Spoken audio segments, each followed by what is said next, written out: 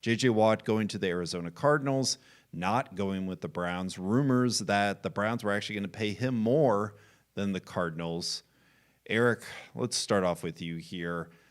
No, J.J. Watt, it's disappointing, but I'm sure there will be other targets in this free agency period.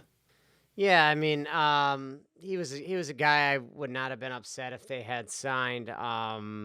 Obviously, I don't know exactly how much they offered compared to the Arizona Cardinals, but obviously he would be a great playmaker that could help Myles Garrett at least for the next 2 years, provided we were going to give him a 2-year contract. But I have faith in Andrew Berry that I'm hoping we can at least get a reliable starter, dependable starter that obviously probably won't be the expectations of sack totals for J.J. Watt, but maybe could help in other areas the way Olivier Vernon did with setting the edge against the run.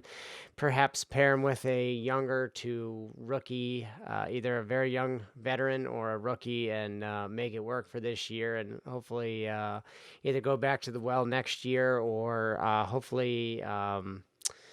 I believe they had a guy from Boise State, Curtis Weaver, I believe. Who knows? Maybe he could be the backup. I'm not saying he's good as J.J. Watt, but throw him in there with somebody else, and we can get that other piece somewhat fortified. And they have other options for guys who can sack the quarterback other than J.J. Watt, but I will not touch on those until I guess later on in the podcast.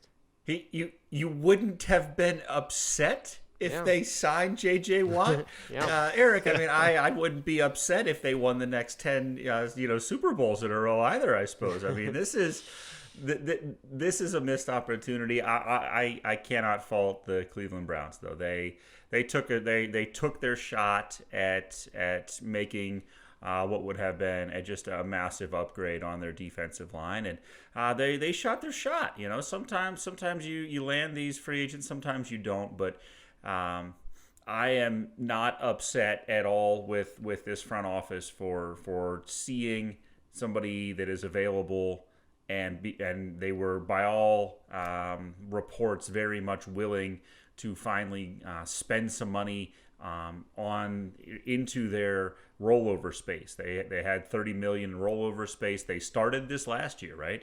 Full disclosure, I didn't think we'd see it, and I was wrong about them last year. And it was wonderful to see Austin Hooper, to see Jack Conklin, and they took a shot at that again. And I think it's great to see. I think it's a really good sign, and I think that they will go out and get one of those.